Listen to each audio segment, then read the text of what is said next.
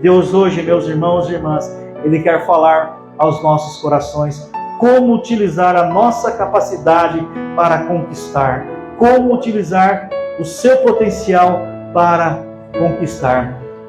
Irmãos, para começar, duas coisas eu quero falar para você. Existem duas formas de não se resolver um problema. Primeira forma é não fazendo nada. E a outra forma é tentando fazer tudo ao mesmo tempo. E está cheio de gente assim, não é?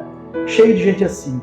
Tenta fazer um monte de coisa ao mesmo tempo e não faz nada. Ou começa alguma coisa e não termina.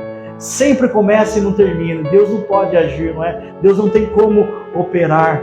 Se nós olharmos um caçador, quando ele sai caçar, e ele vai sempre na espreita, né? Sempre sem fazer barulho, e às vezes ele encontra animais, às vezes tem 5 animais onde ele está caçando, mas ele sempre vai fixar o seu olhar em um só, em um animal. Se ele tentar caçar os 5, não tem como ele matar os 5.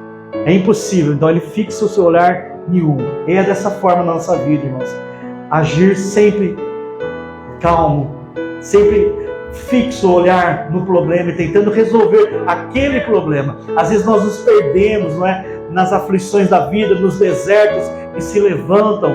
Mas, irmãos, temos que acreditar, não é? Que Deus está no controle de tudo. E se nós começarmos a trabalhar de uma forma que agrade a Deus, com toda certeza o Senhor Deus, Ele vai nos abençoar. O Senhor Deus vai dar aquilo que nós precisamos, aquilo que nós estamos buscando. Mas, irmãos, nós precisamos saber o que nós queremos e não perder tempo com outras coisas. Você precisa saber o que você quer para você não perder tempo com outras coisas. Se nós olharmos a Bíblia, irmãos, Jesus ele tinha convicção daquilo que ele queria, do seu chamado, do seu ministério. Lá em Lucas 5,32, olha a convicção do chamado que Jesus tinha. Ele fala assim, Lucas 5,32, eu não vim chamar justos, mas pecadores ao arrependimento. Esse era o propósito de Jesus. E ele continua mais no versículo 17 de Mateus 5. Não penseis que vim destruir a lei ou os profetas. Não vim destruir, mas eu vim para cumprir. Jesus sabia aquilo que ele estava fazendo, irmão. Então você, eu, nós precisamos saber aquilo que nós queremos. E se aquilo que nós estamos buscando vai fazer bem para a nossa vida, e se vai fazer bem também para a nossa casa. Jesus em João 10:10, ele tinha convicção daquilo que ele tinha que fazer nessa terra. Ele disse assim, olha, eu vim não para julgar o mundo, mas para salvar o mundo. Lá em João 18:37, perguntaram para Jesus, logo o Senhor é rei? E ele respondeu dizendo, tu dizes que eu sou rei. E ele fala, completa, porque ele veio aqui nessa terra, o propósito dele nesse mundo. Eu para isso nasci e vim ao mundo a fim de dar testemunho da verdade. Nós temos que ter consciência daquilo que somos e daquilo que nós estamos buscando. Deus sempre vai nos abençoar, mas se aquilo que nós estamos buscando vai realmente trazer paz, Deus vai dar, senão Deus não vai dar. Como o pastor falou aqui no começo, não também é a resposta. Então muitas coisas que nós pedimos a Deus, Deus sabe que Ele não pode dar, porque aquilo irá prejudicar a nossa vida, mas nós precisamos sempre, não é? Os nossos pedidos têm que estar em comunhão e de acordo com a vontade do nosso Deus. E Paulo tinha convicção, irmãos, daquilo que ele queria também. Ele fala assim, porque Cristo não me enviou para batizar, mas para pregar o Evangelho. 1 Coríntios 1:17. Então ele tinha essa convicção, ele estava aqui para pregar o Evangelho. E eu pergunto, qual o seu propósito aqui nesta casa hoje? Qual o seu propósito de servir a Deus, não é? Nós temos que saber por que nós somos plantados nessa terra, por que nós somos colocados nesse mundo. E nós precisamos entender os objetivos de Deus para a nossa vida. Tem coisas que nós não compreendemos, não é? Mas se nós estamos de acordo com a vontade de Deus, aquilo que está acontecendo é permissão de Deus. Que não podemos, irmãos, ficar parados sem fazer nada. E nós precisamos saber que as coisas só vão mudar se nós utilizarmos nossa capacidade dada pelo próprio Deus. Usar os nossos talentos dados pelo próprio Deus. Irmãos, se nós olharmos na palavra do Senhor Deus, quantos homens que foram levantados por Deus, que foram ungidos por Deus, mas não usaram sua capacidade para o reino e foram manipulados pelo diabo, foram manipulados pelo inimigo. Se nós olharmos para a vida de Saul, não é? Que era o irmão de Jacó. E hoje, não é? Se Esaú não tivesse feito aquilo que ele fez, vendeu a sua primogenitura por um prato de lentilhas, hoje nós poderíamos gritar aí, não é? Nós amamos ao Deus de Abraão, Isaque e Esaú. Mas Esaú, irmãos, ele vendeu a sua primogenitura, não entendeu que a bênção que ele tinha de ser o primogênito era enorme, era muito grande. O seu irmão o trapaceou, mas ele aceitou a proposta do seu irmão, perdeu uma grande chance. Se nós olharmos para o profeta Balaão, que era um homem à frente do seu povo, ele era um homem inteligente à frente do seu tempo, um profeta verdadeiro, mas infelizmente o seu ministério foi encerrado por causa de um suborno. Ele se deixou levar pelo amor ao dinheiro, não é?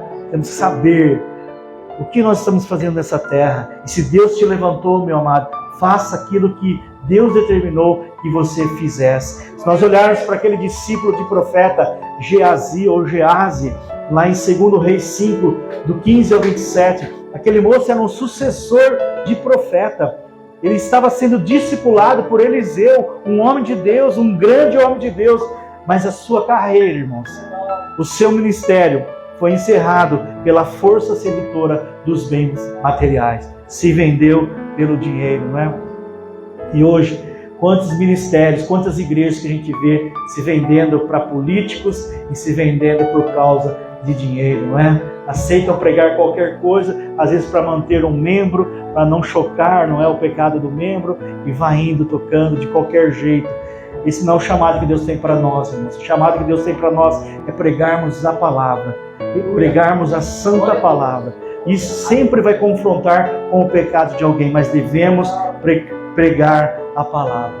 As coisas só vão mudar na nossa vida, meus amados, se nós utilizarmos nossas capacidades. Se você usar o dom que Deus te deu, o talento que Deus te deu.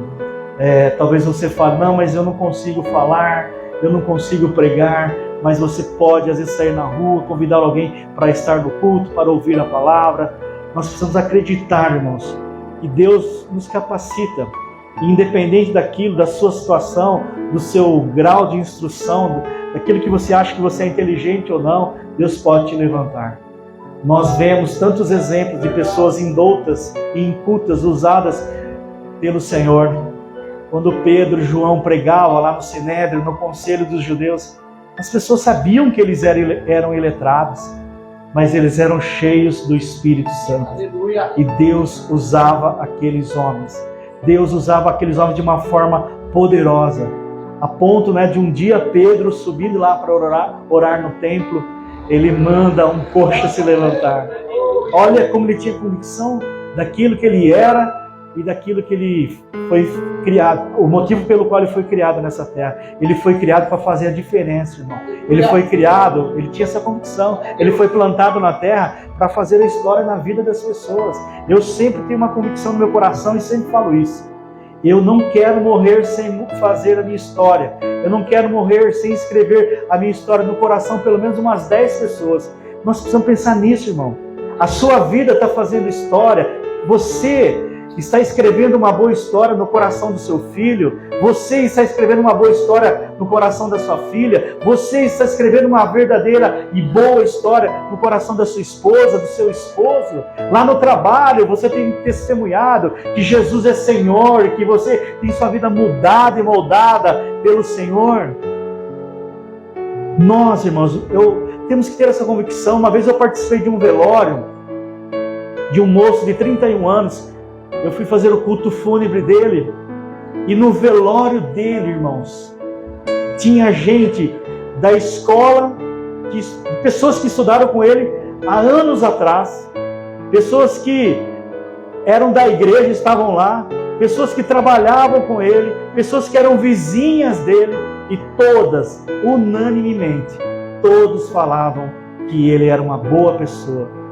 A esposa dele, irmãos, quando ele estava para ser tirado da sala que estava sendo velado, ela falou, ficou sentada lá, o corpo foi embora, ela ficou sentada, eu e a minha esposa Vera ficamos lá, e ela falou, ele era um excelente marido, ele era um bom marido, deixou uma boa história. É isso, irmão, é isso. Deus te capacita para que você mude vidas, Deus te capacita para que você conquiste coisas. O mais importante de tudo, irmãos, é que Deus está com você e Ele, se você se dispor, não é? Imagine Davi, ele se dispôs, ele falou, não vou aceitar a afronta, esse homem está afrontando a Deus, eu não vou aceitar isso. E na capacidade que Deus deu a ele, não é? E Deus preparou ele antes, porque na verdade, ele tinha matado um urso e um leão. Deus já tinha preparado ele para aquela batalha. Deus está te preparando para grandes lutas. E se você aceitar o chamado de Deus, você se tornar um grande vencedor, você se tornará uma grande vencedora, irmã. Deus preparou Davi, não é? E também depois eu fui num velório, irmãos, de um obreiro que morreu com 3 tiros, usuário de droga. Não tinha ninguém no velório dele, ninguém. Eu e minha esposa fomos lá no velório, não tinha ninguém. Então perceba, irmãos, como que é a questão que nós estamos fazendo nesse mundo. Por que eu estou nesse mundo? Nós não estamos aqui por acaso. Nós estamos aqui para fazermos a diferença. É o texto que eu li, o povo que conhece o seu Deus se esforçará, ou seja, vai ter atitude e ele fará proezas. Nós precisamos marcar a vida das pessoas com um bom testemunho. Marcar a vida das pessoas com atitudes de amor, com atitudes de bondade. Como o pastor hoje fez aqui com a irmã. Não é? Já marcou minha vida. Vou falar sempre dele agora. Não é? Escrever a boa história. E no seu velório, irmãos, quando a Vera estiver sendo sepultada lá, brincadeira, não sei quando ela vai. Mas é isso. Mas ela tem uma boa história. Vou falar bem dela. Com certeza. Escrever uma boa história no meu coração. E é isso. Nós precisamos pensar. Se nós não estamos conquistando, nós precisamos mudar algumas coisas. Precisamos, talvez, não é? Como o filho pródigo, cair em si e mudar. E voltar para os braços do Pai. E correr para os braços do Pai. E a certeza que nós temos em nome do Senhor Jesus é que o Pai estará nos esperando de braços abertos. Depende de você, meu querido, tomar uma postura, né? Se levantar e dizer, eu vou ao encontro do meu Pai, porque eu quero que o meu Pai novamente mude a minha vida, mude a minha história, e eu vou me tornar um testemunho, vou me tornar uma testemunha viva de mudança e de transformação, porque é isso que Deus quer fazer em nós, irmão.